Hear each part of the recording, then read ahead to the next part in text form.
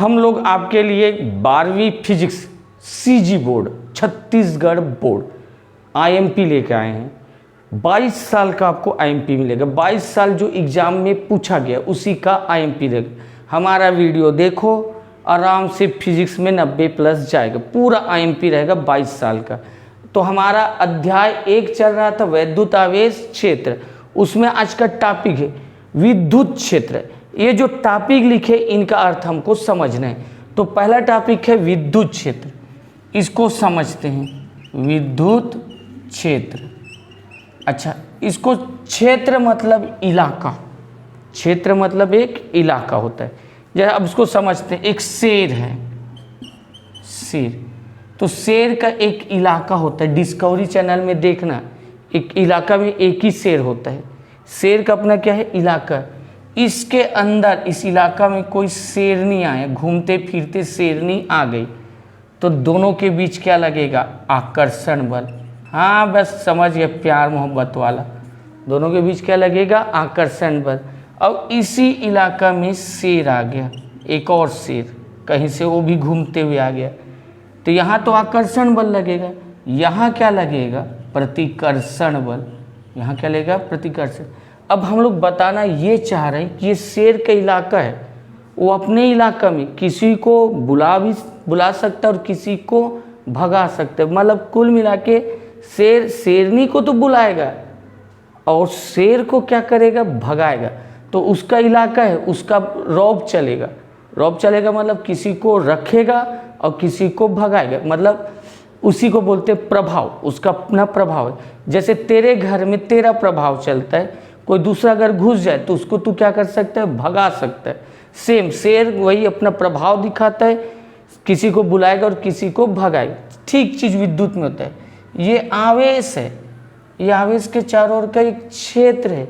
इस क्षेत्र में कोई अन्य आवेश आ गया, कोई अन्य आवेश आ गया, तो ये धन और ऋण है, तो इनके बीच आकर्षण लगेगा। एक और अन्य आवेश है, तो इनके बीच क्या है, प्रतिकर्षण लगेगा। सेम है, तो वही चीज़। अब ये ना, ये आवेश इसके साथ आकर्षण बल रखेगा और इसके साथ प्रतिकर्षण बल रखेगा, मतलब इसको पास बुलाएगा और इसको भगाएगा। तो इस आवेश के ये प्रभाव है। ये क्या है, प्रभाव। प्रभाव मतलब इसको अपनी ओर बुला रहा है और इसको दूर भगा। तो इसी को हम लोग बोलते हैं विद्युत क्षेत्र। परिभाषा बोलते हैं किसी आवेश, ये आवेश इसी का घर है नहीं है, किसी आवेश का चारों ओर का वह क्षेत्र, ये आवेश है, किसी आवेश के चारों ओर का वह क्षेत्र जहाँ तक उसका प्रभाव है, जहाँ तक उसका प्रभाव है, विद्युत क्षेत्र कहलाता है। अच्छा, परिभाषा लिख दे रहे हैं विद्युत क्षेत्र की। यहाँ देखो, किसी आवेश, तो क्या वर्ड लिख रहे हैं, किसी आवेश, किसी आवेश के चारों ओर का, देख, किसी आवेश के चारों ओर का वह क्षेत्र, ये क्षेत्र। तो किसी आवेश के चारों ओर का वह क्षेत्र जहाँ तक उसका प्रभाव होता है, जहाँ तक प्रभाव होता है मतलब इसके अंदर किसी को वो बुला भी सकता है और किसी को भगा भी सकता है। इसे ही क्या बोला जाता है, विद्युत क्षेत्र कहलाता है। यही क्या कहलाता है, विद्युत क्षेत्र कहलाता है। अब हम लोगों का नेक्स्ट टॉपिक है विद्युत क्षेत्र की तीव्रता। क्या समझने वाले हैं, विद्युत क्षेत्र की तीव्रता। उसके लिए क्वेश्चन सुनो ध्यान से, एक चीज़ समझो, फिर विद्युत क्षेत्र की तीव्रता समझते हैं। यहाँ एक बल्ब है, ये बल्ब है, ये बल्ब को जलाएंगे तो इसके चारों ओर प्रकाश आएगा। ये बल्ब है, बल्ब को जलाएंगे तो चारों ओर प्रकाश आएगा। अब एक आदमी यहाँ है और एक आदमी यहाँ खड़ा है और एक आदमी यहाँ खड़ा है। सवाल है, ये आदमी दिखाई देगा कि नहीं देगा? तो तुम लोग बोलोगे सर ये नहीं दिखाई देगा, क्योंकि ये जो प्रकाश का क्षेत्र बना है उससे दूर है, मतलब यहाँ प्रकाश नहीं जा रहा है, इसलिए दिखाई नहीं देगा। अब सवाल है, ये आदमी और ये आदमी, इन दोनों में स्पष्ट कौन दिखाई देगा? तुम बोलोगे नज़दीक वाला, ये स्पष्ट दिखाई देगा। कारण क्या है बोलोगे कि सर ये सामने है तो इसमें ज़्यादा प्रकाश आया, इसमें क्या आया, ज़्यादा प्रकाश आया, और ज़्यादा प्रकाश आया तो ये स्पष्ट दिखाए। भाई यही तो है, यहाँ प्रकाश की तीव्रता ज़्यादा, ज़्यादा प्रकाश आया मतलब प्रकाश की तीव्रता ज़्यादा है। और यहाँ पर बोला गया कि ये दूर है तो यहाँ प्रकाश कम गया, इसलिए स्पष्ट दिखाई नहीं दिया, मतलब यहाँ प्रकाश की तीव्रता कम है। यहाँ प्रकाश की तीव्रता नज़दीक है, ज़्यादा प्रकाश आया, प्रकाश की तीव्रता ज़्यादा है। ये दूर है, कम प्रकाश आया, प्रकाश की तीव्रता कम है। तो ये प्रकाश की तीव्रता। लेकिन हम लोग पढ़ रहे हैं विद्युत क्षेत्र की तीव्रता। अब ये आवेश है, आवेश है तो इसके चारों ओर क्या बना है, क्षेत्र बना है। अब एकांक धनावेश यहाँ है और एकांक धनावेश एक ठुक यहाँ है। सवाल उठा, एक ये आवेश है, इसका अपना एक क्षेत्र है, एक एकांक धनावेश यहाँ है और एक एकांक धनावेश यहाँ। तो बोलोगे ये सर ये दूर है, तो यहाँ दूर है तो इस पर बल कम लगेगा, इस पर बल कम लगेगा। ये पास है तो इस पर बल अधिक लगेगा। अभी बताए ना, ये नज़दीक था तो इसमें प्रकाश ज़्यादा आया, अच्छा सा दिखा। ये दूर था, इसमें प्रकाश कम आया, थोड़ा ढंग से नहीं दिखा, वही चीज़ हो रहा है। ये नज़दीक है तो इस पर बल अधिक लगा और ये दूर है, इस पर बल कम। तो मैं बता ही रहे हैं कि इस क्षेत्र में अलग अलग बिंदुओं में अलग अलग बल लग रहा है। इस क्षेत्र में अलग अलग बिंदुओं में अलग अलग बल लगा है, उसी को बोलते हैं हम लोग विद्युत क्षेत्र की तीव्रता। ठीक है, अब इसका परिभाषा हम लोग लिख रहे हैं। ये आवेश है तो इस आवेश के चारों ओर एक क्षेत्र है, तो हम लोग इसका परिभाषा दे रहे हैं विद्युत क्षेत्र की तीव्रता। किसी विद्युत क्षेत्र के अंदर, तो ये विद्युत क्षेत्र है तो अंदर क्या लिख रहे हैं, किसी विद्युत क्षेत्र के अंदर, तो इस विद्युत क्षेत्र के अंदर ये बिंदु ले लिए। तो किसी विद्युत क्षेत्र के अंदर स्थित किसी बिंदु पर, ये बिंदु है ले लिए, स्थित किसी बिंदु पर एकांक धन आवेश, स्थित किसी बिंदु पर एकांक धन आवेश, तो यहाँ पर एक धन आवेश है, एकांक धन आवेश। जितने बल का अनुभव करते हैं इनके बीच बल लगेगा, इनके बीच बल लगेगा। तो वही बोले जितने बल का अनुभव करता है उसे उस बिंदु पर, ये बहुत जरूरी है, उसे उस बिंदु पर, क्योंकि बताए थे विद्युत क्षेत्र में अलग अलग बिंदु में अलग अलग बल होगा। अभी कुछ देर पहले बताए थे अलग अलग बिंदु में अलग अलग बल होगा, इसीलिए उसे उस बिंदु पर क्या बोलते हैं, विद्युत क्षेत्र की तीव्रता, विद्युत क्षेत्र की तीव्रता। एक बार और ध्यान से परिभाषा लिखो, देख लो। किसी विद्युत क्षेत्र के अंदर, ये एक वर्ड है, ये विद्युत क्षेत्र है, या ऐसे मिटा के बता दे रहा हूं, ये विद्युत क्षेत्र के अंदर स्थित किसी बिंदु पर, यहाँ पर एक बिंदु है, स्थित किसी बिंदु पर, यहाँ एक बिंदु है, एकांक धन आवेश, यहाँ पर एकांक धन आवेश है, इनके बीच क्या लगेगा, बल लगेगा। तो जितने बल का अनुभव करता है उसे उस बिंदु पर विद्युत क्षेत्र की तीव्रता कहते हैं। और विद्युत क्षेत्र की तीव्रता को याद रखना, ई से नोट करते हैं, विद्युत क्षेत्र की तीव्रता को ई से, और ई बराबर होता है एफ बटे क्यू, सूत्र होता है। विद्युत क्षेत्र को ई से नोट करते हैं और ई का क्या होता है, एफ बटे क्यू। और हम लोग एफ बराबर पढ़े हो, एफ बराबर 1/4 पाई एप्सिलॉन, ई बराबर एफ बटे क्यू होता है। एफ का मान पढ़ाए थे, बल कूलाम के नियम में पढ़ाए थे, 1/4 पाई एप्सिलॉन 0 Q1 Q2 बट्टे आर स्क्वायर। तो एफ के जगह ये रख देंगे, तब यहाँ देखो ई अपने जगह में बराबर है एफ के जगह ये मान रखा गया 1/4 पाई एप्सिलॉन 0 Q1 Q2 बटे में आर स्क्वायर। लेकिन इसके बटे में पहले से क्या था, Q, वो अपने जगह में, इसके बटे में क्या था पहले से Q, तो ये एफ का मान रखा गया और बटे में पहले से Q, एक Q और एक Q कट गया, तो E बराबर आया 1/4 पे, दो एक Q तो कट गया, ये वाला और ये वाला कट गया, तो Q1 बट्टे आर स्क्वायर। हाँ ये याद रखना। तो ये किसका सूत्र है, विद्युत क्षेत्र। अब इधर देखो, बल के सूत्र और विद्युत क्षेत्र के सूत्र दोनों सेम है, बल के सूत्र विद्युत क्षेत्र के सूत्र दोनों सेम है, बस अंतर क्या है, बल में 2 आवेश है, बल में 2 आवेश है, विद्युत क्षेत्र में 1 आवेश है, याद रखना। दोनों को सूत्र अलग से याद रखने की जरूरत नहीं है। बल में 2 आवेश है और विद्युत क्षेत्र में 1 आवेश है। एक और लिख लेना, विद्युत क्षेत्र सदिश राशि है। ये कौन सी राशि है, सदिश राशि है, और इसका मात्रक जो है न्यूटन, बल का न्यूटन और ये कूलाम, तो विद्युत क्षेत्र का मात्रक न्यूटन बट्टे कूलाम है। एक बार और बोल रहे हैं, विद्युत क्षेत्र का एसआई मात्रक न्यूटन बट्टे कूलाम। तो हमारा ये विद्युत क्षेत्र हो गया और ये सूत्र हो गया, ये सूत्र बहुत फेमस है ना, 1/4πε0 Q/r², दूरी में वर्ग है। तो मेरा विद्युत क्षेत्र टॉपिक हो गया। अब हेडिंग है विद्युत बल रेखा। ये बल्ब है, जैसे ही बल्ब को चालू करोगे चारों तरफ प्रकाश फैल जाएगा, चारों तरफ प्रकाश फैल जाएगा कि बल्ब रहेगा, बल्ब के चारों ओर प्रकाश है। तो बोलते हैं कि प्रकाश किरणें निकली, बल्ब से प्रकाश किरणें निकली और जहाँ तक पहुँची वहाँ तक सब तरफ क्या फैल गया, प्रकाश फैल गया। तो ये प्रकाश किरणें, देख हमको चारों तरफ प्रकाश तो दिखता है लेकिन ये किरण नहीं दिखता। बोलना ये चाह रहा हूँ कि प्रकाश किरण जो था वो काल्पनिक है। वो क्या है, काल्पनिक है। वैसी विद्युत बल रेखा की बात, ये आवेश है, ये आवेश के चारों ओर बल रेखाएं निकलती हैं, आवेश के चारों ओर बल रेखाएं निकलती है लेकिन ये दिखाई नहीं देती, ये काल्पनिक होती है। धन आवेश से लंबवत निकलती है और ये जैसे ऋण आवेश है, ये क्या है, ऋण आवेश। धन आवेश से निकलेंगी और ऋण आवेश में समाप्त होंगी। तो ये बल रेखा यहाँ से निकल के यहाँ समाप्त होगी।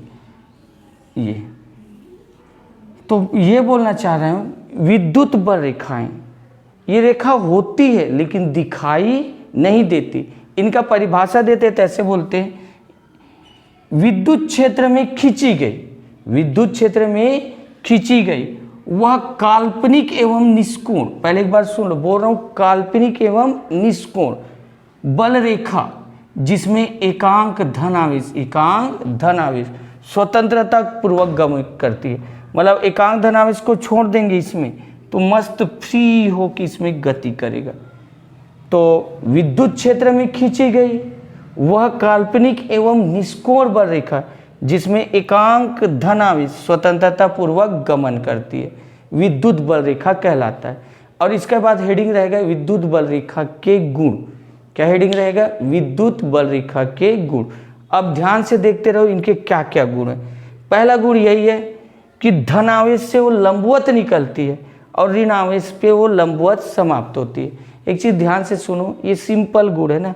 विद्युत बल रेखा एक काल्पनिक उस वर्ड को समझा रहा हूँ, ये लड़का है और ये लड़की है, समझिए, बस इनके आँखों का इशारा, ठीक है, ये अपने आँख से इसके आँख में इशारा भेजता है, मतलब विद्युत बल रेखा जाता है। ये किसी दूसरे को दिखाई नहीं देता, दूसरे को बिल्कुल दिखाई नहीं देता, लेकिन ये दोनों समझ जाते हैं इशारा को, बस ये विद्युत बल रेखा। ये विद्युत बल रेखा नहीं बोलेंगे, इसको प्रेम रेखा बोलेंगे, या प्रेम बाण, इसको क्या बोलेंगे, प्रेम बाण है कि यहाँ से इसने बाण चढ़ाया लड़के ने, लड़की तक पहुँच गया लेकिन दुनिया का हुआ नहीं, ये बाण दिखाई नहीं देता, वैसी टाइप के यहाँ हुआ।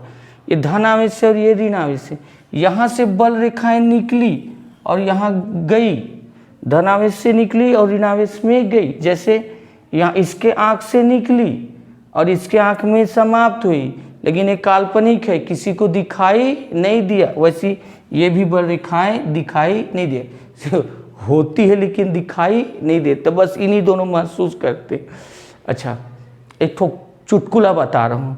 एक छोटे बच्चे को पूछा गया प्यार क्या है, तो छोटे बच्चे ने जवाब दिया प्यार डायपर में किए गए सुसु के समान है, जो बाहर से दिखाई नहीं देता लेकिन अंदर से महसूस होता है।